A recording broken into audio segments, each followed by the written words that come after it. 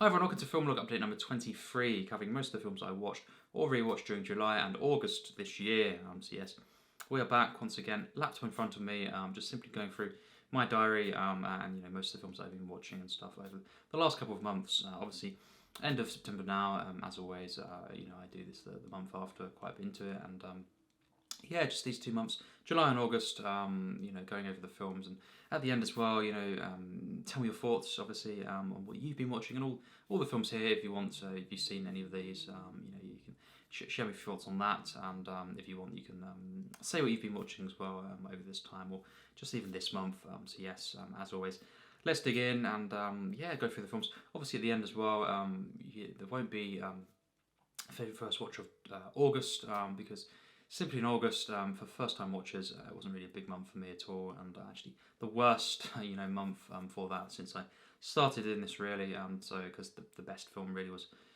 an average film, I didn't think giving an award as such at the end to average films would be worth it. So I just stuck with July. I will be giving my favourite first watch of July, and because that was a really good film for me, that's definitely worthy. But August, there's no point in doing that. So yes. First of all, in July was The House That Dripped Blood, an Amicus Productions film. This is a film that I saw when I was quite young. I saw it a couple of times, and I have fond memories of this. And just finally seeing this again after many, many years. It's a really, kind of charming film. This it's got, it's an anthology film of 4, short stories. It's got John Pertwee in this, Denham Elliott, and of course Peter Cushing and Christopher Lee. It's just, the first story is not the best. That's definitely the weakest one. But after that, the film does pick up quite a bit, and I just remember, especially the Christopher Lee story and the Peter Cushing one as well. Just really, I love the atmosphere to this. It's just very, films like this, these kind of Hammer type films and Hammer films as well. This isn't a Hammer, but regardless, even if they're maybe just good films, they are. There is an atmosphere that elevates them, in terms of watchability. You can kind of watch. I could watch these, if I had the time, all day, and it's just you would have that kind of charming feeling, that you kind of just a very comforting kind of type of film, and it was. Really loved elements of this, and overall, definitely didn't start out too good, but definitely the stories as they go along were better. Very nice to see this again, and solid film. Then we have Onward, so the Pixar film, very recent one. I hadn't seen this, and finding around to it wasn't too hyped really. It looked quite nice, but I wasn't really too sure of what would be like. But a pleasant surprise, and I kind of love this film actually, so there we go. Really lovely film, and just a charming one, and very, very investing as well. Next up we have From Up on Poppy Hill, a Goro Miyazaki film. Now this is one that I'd heard about, just never got around to it. This anime film, and Studio Ghibli. So it wasn't really for me, this one. It was just overall just not investing enough. It was quite charming at first, but it wasn't quite enough to kind of carry the film. It was flat throughout for me, and I didn't really know. I couldn't get invested in a lot of elements to this. It wasn't a bad film at all. It just wasn't quite there for me. It was more just slightly under par, and it wasn't quite one that I could consistently get invested in. Although I loved elements, the animation as always really. It just wasn't. Yeah, definitely not one of my favourites, anime film. So yes, analyse this. Weirdly enough, I hadn't seen these films, analyse this and analyse that. I saw them in the same week, and really, really liked the first one. This was hilarious, and obviously De Niro, Billy Crystal, a great kind of pairing here, and hilarious moments. Overall, it's a 4-star kind of film for me. Really, really enjoyable. And the second one, analyse that, was definitely very disappointing. The final act especially, I didn't really. It was just kind of lost focus there, and it just was. It was one of those comedy sequels. Certainly not one of the worst, but just kind of doesn't in any way live up to. And elements from the first film, and you know, they take them in the sequel, and just kind of go too far with them without any real control, and just throw in different subplots as well for good measure, and yeah, it just doesn't. It was okay, but very underwhelming, and yeah, nowhere near as good as the first one. Then we have The Torture Chamber of Dr. Sadism, this kind of strange B horror film that I checked out, and this wasn't very good for me, but you know, there's even again, films like this, you can take things from it. You know, the sets at times, you know, some of the atmosphere, and you know, just the campy charm. So it wasn't a good film for me personally, but yeah, it was a funny watch, I guess, quite memorable in that sense. And then we have a film called Red Sun, directed by Terence Young, who of course directed Doctor No, From Russia of Love, Thunderball, etc. So, you know, Bond films, very pivotal to the franchise, and you know, in shaping the character as well. So yes, I was interested to see this film from ~71. Charles Bronson, Toshiro Mifune, of course, Ursula Andress as well in this film. So, you know, massive cast there. It was a Western film, you know, kind of a unique one, it seemed like. So I went in, and you know, at first I did enjoy this film, but it soon went off the rails, and it was just a very bizarre, you know, strange tone film, this one, and again, just not very investing for me overall. So I did try it, and I was very looking forward to this one, but you know, it just didn't do it for me really, and that's a shame. But that's, you know, that's where I go. I did get some elements from this, obviously, and I did enjoy the film at first, but yes, just not quite there for me. Carrying Up the Jungle, of course, going through you know, a lot of Carry On films still at this point, you know, in July, and yes, this film not too popular within the series, but I did, you know, enjoy this one quite a bit. Obviously, we'll be reviewing these films, you know, over time. The next ones to review actually after this video will be that I'll be getting up will be the last, or some of the last ones, England and Emmanuel, which I watched recently. I want to get them out of the way because yeah, I did enjoy those ones, which we'll say now, and yeah, really did not enjoy them. So I want to, you know, kind of review those and then go back to the ones that I do, or the rest of the series that I do enjoy. So yeah, obviously Up the Jungle was definitely very strong until actually the final act was the weakest point, but still it was a decent film, and yes. Go through here. Step Brothers, rewatching that, you know, hilarious film for me. Obviously John C. Reilly and Will Ferrell together, you know, it's just yeah, I love this film. Seen it many times. I talked about it a few times on the channel. Creep, rewatching this, so had great memories of, you know, seeing this a few years ago, and you know, this found footage, you know, kind of horror film. You know, definitely a comedy as well, and yeah, just. Yeah, definitely. I think it's even better this time rewatching it. You know, it's just a really enjoyable film. This, and yeah, just yeah, it's very funny, but quite disturbing as well. But yeah, just a really enjoyable, comforting film to put on. And yes, a few weeks after that, I did see Creep 2. I'll just say now, and yes, definitely enjoyable film, that one, but didn't in any way live up, you know, for me, to the original, and just. You know, I was very interested to see that one, but it didn't quite deliver, and an interesting start, but it kind of just went off a bit ridiculous, and wasn't anywhere near as investing or as funny, or as you know, well put together for me as the first one, and yeah, still was an okay film, and you know, it was good to finally see the film. So yes, going through. Rest of them there. Predator we talked about in my Blue Update video. I saw that again after many years, and that's definitely a good solid film with some great elements. You know, just yeah, it was really cool to see this on 4K. So yes, Death Street Rides again. Rewatching that. I saw it a few years ago, and yeah, just a really enjoyable Western film. Certainly the first act is not that great for me, but it really picks up, and you know, it's got, you know, some very, you know, unique elements, and of course very just I think great moments throughout, and you know, it's a really enjoyable you know, Western film, comedy at times as well, with Jimmy Stewart, of course. So yes, Lilo and Stitch. Had the film, I don't think I'd actually seen this really before all the way through. So yes, watching this, really enjoyable film, and you know, I had a great time seeing this. As a kid, I did see, you know, some of the show, but yeah, I never actually saw the film. So yeah, it was great to see this, and very enjoyable to put on. Big Hero 6. Seeing this is a good film. You know, I feel, and it had a lot of charming moments. And yeah, no, I think the first half of the film was much better, but it was overall a nice film to see. Obviously, as I see, a lot of animated films watching on these ones this couple of months, and yes, Big Hero 6, definitely one of the good ones that I saw. Then a couple of rewatches here. The Searchers, wow, one of the greatest films ever made for me, and yeah, this is the best, really, one of the best, films that I've seen in general. Rewatched, of course, since in the last year, one of the very, very best. And since obviously the Christmas time last year when I watched a lot of my favourites.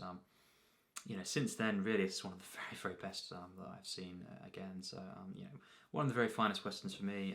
John Wayne, probably, yeah, no, without a doubt, actually his best performance, and yeah, his best film for me personally. So yes, absolutely stunning. Thunderbolt and Lightfoot, once again, absolutely stunning film. Love this one so much. Of course, Michael Cimino, just a legendary director who obviously, things didn't come about after a certain film, obviously, that he made. But these first few films, Thunderbolt and Lightfoot and The Deer Hunter, just wow. And this film included, often gets goes under the radar. This one, but this is a legendary film for me, and very simple, but so powerful and enjoyable. Clint Eastwood, of course, in this film, amazing. Jeff Bridges as well, wow, so great, and yeah, lovely to see this film again. Definitely on my favourites list as well. So, The Warriors, rewatching this, yeah, I think this is a very enjoyable film as well. It's definitely got some parts that I'm not as big on, and it has its things that hold the film back. But I think one of the best things is the villain of this film. It's just hilarious villain, of course. Very famous moments, comedic moments that happen in this film. So it's nice to see this again. Nobody, rewatching that as well. Love this film. Yes, really great to see this again as well. So just going through these here. I did talk about Nobody at some point on the channel. I gave it a favourite first watch award. So yeah, I love this film. And yes, The Red Turtle, of course, I saw this quite a few years back and I reviewed it on the channel, and yeah, it was really great to see this again. Didn't remember too much from the middle of the film of this one, so it was great to kind of see this again and watch it unfold as well, and to get my proper judgment on this film, because I saw this with quite a few other anime films. Time of watching loads of them, so they kind of got some of them lost in the shuffle a little bit, in terms of my memory. But yes, this one obviously is one of the unique ones, I guess. But still, yes, this is definitely a very, very impressive film, and it's very powerful, and yeah, just I would highly recommend this film. A lot of people haven't seen this one. It seems like it's quite a still quite a under the radar film, so I'd highly recommend The Red Turtle, of course. So then we have Luca. Wasn't too big on this one. It was fine. It was okayish or good.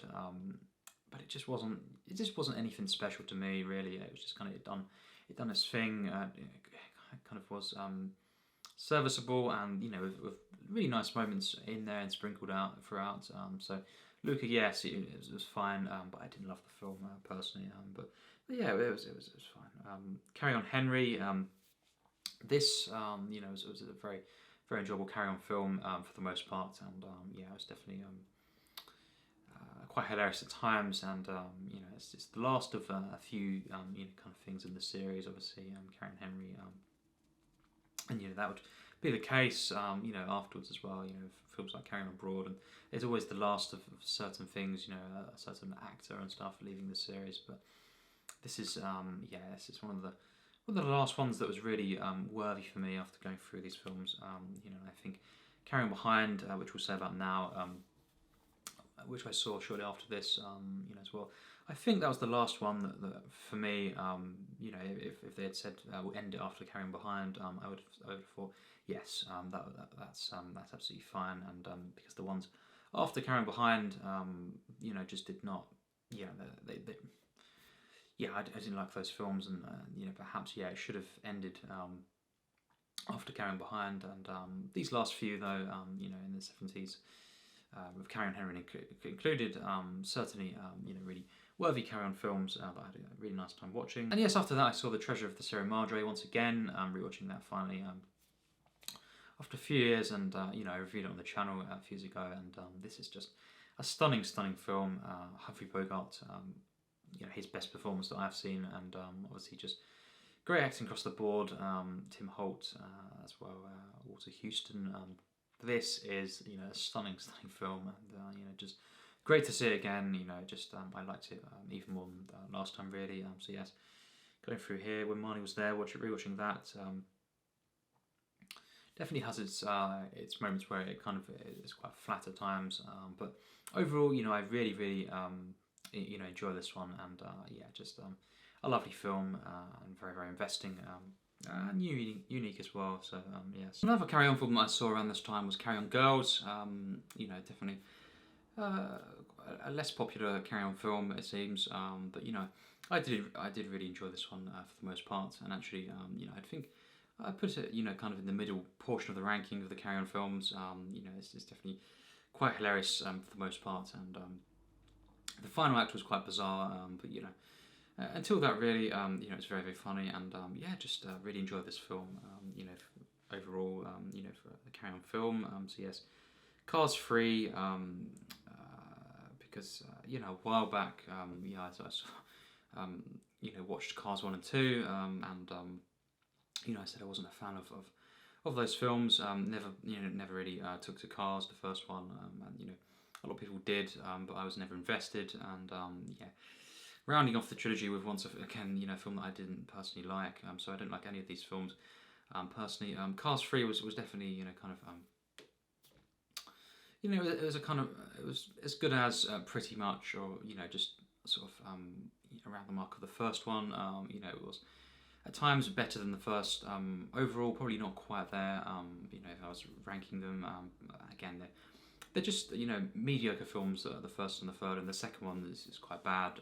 Personally, for me, that's just my thoughts. They're definitely the worst. Well, actually, yes. Cars 2 is the worst Pixar film that I've seen. But yes, these ones as well are near the bottom for me. And then we have The Boondock Saints. This is a film that I kind of had been hearing about for many years, and I did not like this one at all.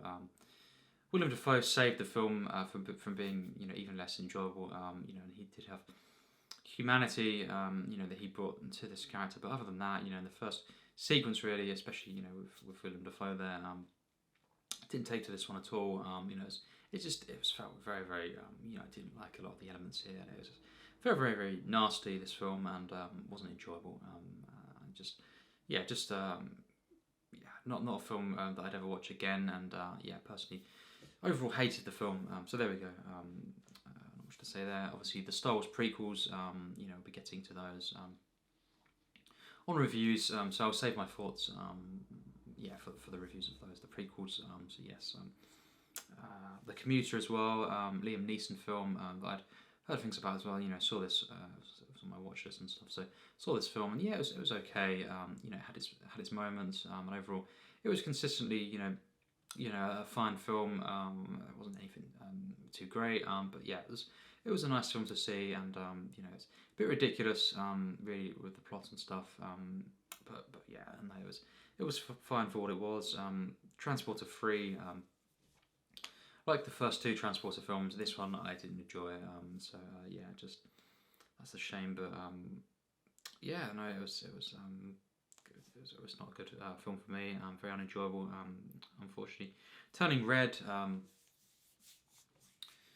This is a Pixar film once again that I had to get around to seeing, obviously, and I just didn't really take to this one too much. I thought the characters, especially at first, were very annoying. This is meant to be a callback film as well, to a certain time period, and it just didn't really feel anything like that in the way it was doing things. It's okay for that to happen, but this really did not. Feel. It just felt like any film that's coming out now, and it's very irritating at times. It did start to delve into interesting aspects, and stuff with the family, and it's definitely had its visual moments. But even then, especially in the final act, it was very messy visually. I found I wasn't really. I was getting a bit, kind of. It was all over the place for me, and just the narrative. And the characters too. The side characters just wasn't really that enjoyable. This film for me. Not not a bad film, but not really one that I was that big on at all. So yeah, I didn't really like the film. Well, if I did, it was bare bones, but it just wasn't really there for me. And yes, then we have Carry On Dick. Now this is a film that I thought, yeah, it was a bit underwhelming for me. And it started off a lot better, but it soon became a bit too much. Overall, it's an okay Carry On film. It's not the worst Carry On film, but it's definitely near the bottom for me. And it was a bit tiring. Towards the end of the film. But again, it was nice to see. It was a film that I enjoyed overall. And there we go. So yes, then we have The Grapes of Wrath. Seeing this again, this is a legendary John Ford film for me, of course, and Henry Fonda, in this film especially, is absolutely stunning. And it's a film I've seen a few times now. I returned to this. It's quite a comforting film to rewatch for me personally, and just seeing it again, it was great to see, and a stunning film. One of the best John Ford films. I'd put it just below. The next film I saw was The Man Who Shot Liberty Valance, and this is just above The Grapes of Wrath for me, and in the John Ford ranking so far, and just even better for me than The Grapes of Wrath. Personally, I love this film. One of my favourite westerns, and John Wayne and Jimmy Stewart in the same film. It's great, of course, to see that, and it's a really emotional film, and also just it has its moments of comedy as well, and just highly investing film for me, and a mythic film. Also quite it's doing interesting things. Let's just say that. So yes, then we have Hercules. Rewatching this, really liked this film personally, and it was great to see it again. I was just in the mood to see this film again. The Blair Witch Project. Now, I said maybe a few times on the channel I wasn't big on this film when I saw it first. That was back in 2013 or 14 that I saw that film, and now I'm definitely a fan of different found footage films. I've seen quite a few of them, and I thought perhaps I don't really remember this film, so perhaps I'll go in and like the film at least. And 'cause last time around I wasn't I just didn't like the film at all really. Other than the first actually parts in the town, and the same this time round. The first part actually for me was the best, and 15 minutes or so it took for the film to just go off the rails, and it's just for me a very boring film personally, and it's just for what it's trying to do in the woods and stuff, it should have been much more enjoyable for me, and it just doesn't really go anywhere for me, and the ending as well is underwhelming. I just didn't like the film, the characters as well. So I like found footage films at times, quite a bit, but this one doesn't do it for me personally. So there we go. Tried to like the film, but didn't work out. Pack Up Your Troubles, the second Lauren Hardy feature film, and I'll be reviewing this film at some point. This is just a film I absolutely love. This is definitely better than their first feature film. Among the better ones that I've seen from them. It's not the best, but it's definitely one of my favourites, and I love this film so much. It's very, very charming, and it's quite emotional at times, and also hilarious as well. One of their funniest feature films. Face Off, seeing that again, what a great time in August seeing that one. One of my personal favourite action films, and just a legendary film in general, a masterpiece for me. Personally, Face Off, one of my favourites. The Hangover, seeing that again, a great comedy film. This is just, it was great to revisit this film. I'm not big on the sequels for The Hangover, but yes, just great to see this again. The first one easily the best for me, and it's just especially Alan as a character. He's just hilarious in this film especially, and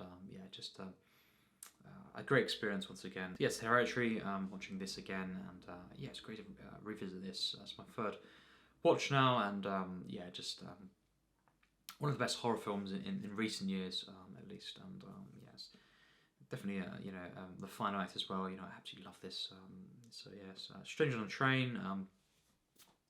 Day before my birthday, I saw this again, and one of my favourite, Hitchcock films, personally, and also therefore one of my, absolute favourite films. This is, over the top 15 really. Also Hitchcock films, are on my favourites list, and this is definitely one of his best. And it's just a classic film, villain, hero, and from the get-go, just getting under my skin and never letting up. The tension, the way it mounts.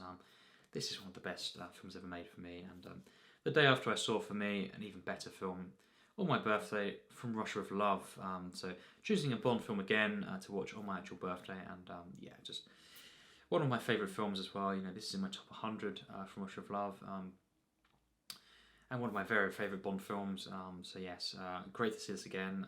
Just so investing, and this is when the series started to kind of crank out masterpieces for me. Doctor No is almost there actually for me, in terms of that. But From Russia with Love is the one that really, wow, just absolutely stunning. And of course, we'll talk about Goldfinger next. Saw this a week after, and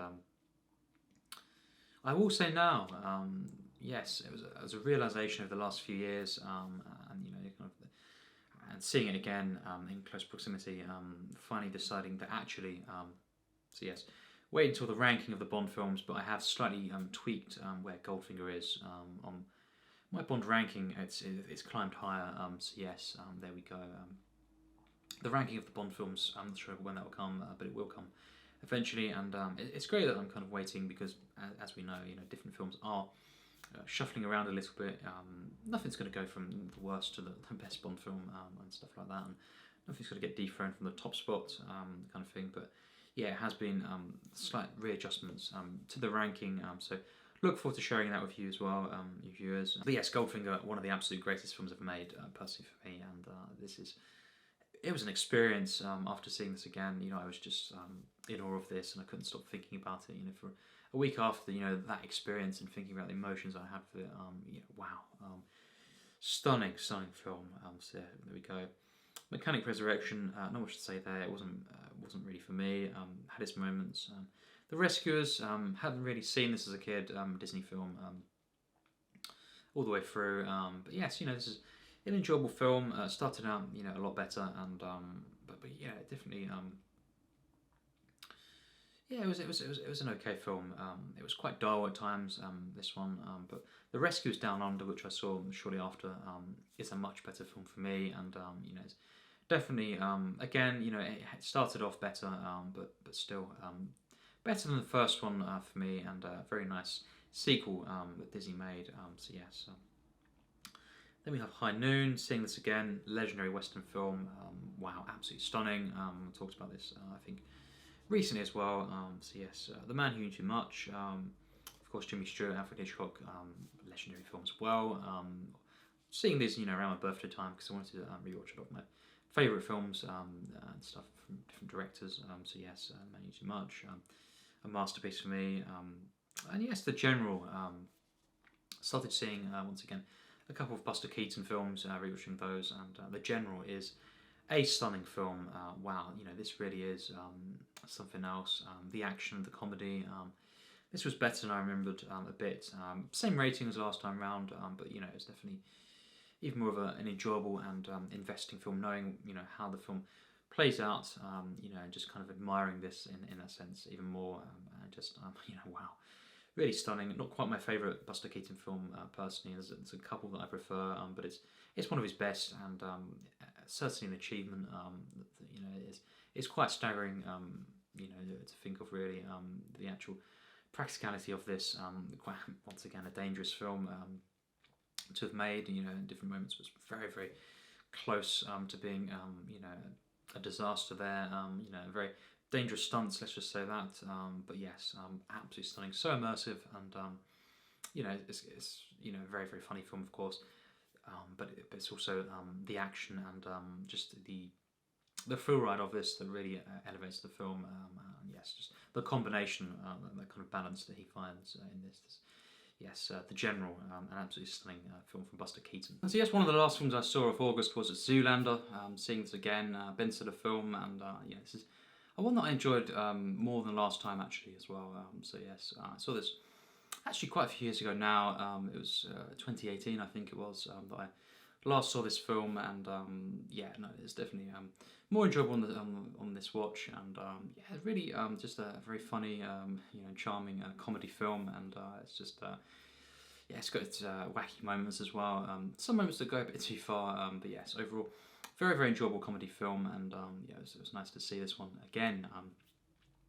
The final film of August was John Wick Chapter 4. So yes, obviously reviewed 1 and 2 on the channel, John Wick, and love this film, especially 2.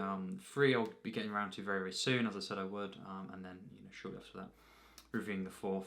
First, overall thoughts on the film. Very very very very disappointing for me.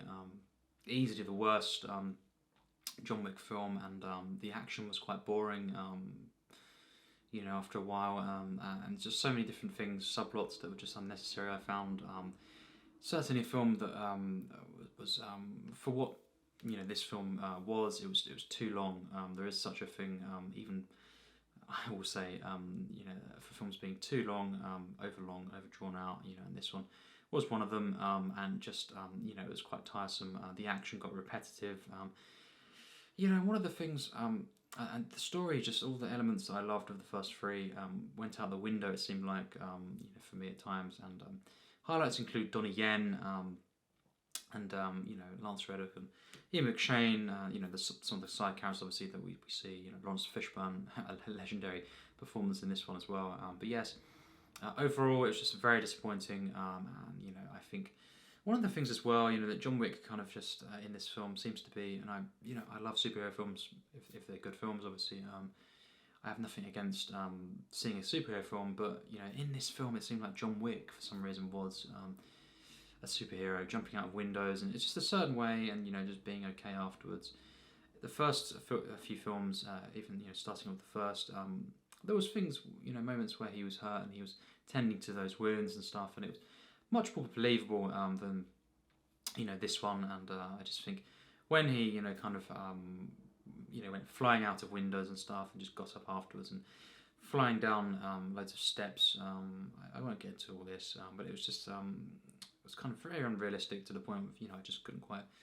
It's just very strange for this universe that's been established, and also just a bit ridiculous as well. Moments like the step sequence, where it's just a bit laughable, and then back to the action. It was so drawn out, the action in this one, and it also did not feel very hard hitting and satisfying in the action. There was so much armor that people had on, to the point where it took away from the enjoyment of the actual the action, and picking off enemies and stuff. It just became very very repetitive, and certain plot elements as well. It just didn't really work for me, and were kind of wishy-washy, and whole kind of the first act really was a lot of sidetracking as well. I found personally. So yes, overlong definitely. I will say that, and I can watch a film for 5 hours, or more, but certain films, like this one, just felt too long for what this film was meant to be, and it just because so much of it was could have been perhaps in my view cut, trimmed. So yeah, it's just in the end I was very underwhelmed. It's not a bad film. I did enjoy the film because there was elements that were definitely very strong still, but easily the worst John Wick film, and I just thought it's strange to see this as part of the same universe as the others. It didn't really feel like a John Wick film to me. So yes, that's just my first impressions.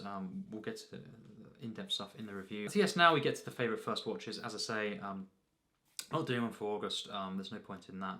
So July was Onward. A very very enjoyable film, this one, and just great to see. It was better than I thought it would be, and I thought in the final act I was thinking, wow, what a lovely adventure film. The characters, the brothers, of course, and the voice acting as well was really nice. In this film, and just very colourful, very I love the kind of fantasy elements of this, and just relatable as well with the kind of the town and stuff, and the the first parts with the mum. Yeah, it's very nice to see, and as well, very adventurous film that was highly investing for the most part, and very funny as well. So yes, Onward was my favourite first watch of July, and August again. No films really that I've picked for August this time round. So yes, that's it for now. What do you think of these films? It'd be great to hear your thoughts on these films, as many as you want. If you've seen them and stuff, you can share your thoughts on them, and also what have you been watching over this time? July, August, September, what you want to, whatever you want to say, say in the comments. And yes, that's the last video of the month, obviously, and yeah, just looking forward to continuing, different videos on YouTube. Of course, the Star Wars films very much underway again, as recently doing Empire Strikes Back. Yeah, going through those films on the channel, and the Carry On films as well. Those are the big films series for the year that I've been working on, or kind of starting to do now, as with Star Wars, and so there'll be other films as well to talk about, obviously, and amping them up, and getting in different content there on the channel. So yes, as always, it's been great to do this, and yeah, tell me your thoughts, and what have you been watching recently? What's your favourite, perhaps first watch of different months, and favourite rewatch perhaps as well. So yes, as always, take care, and thanks for watching.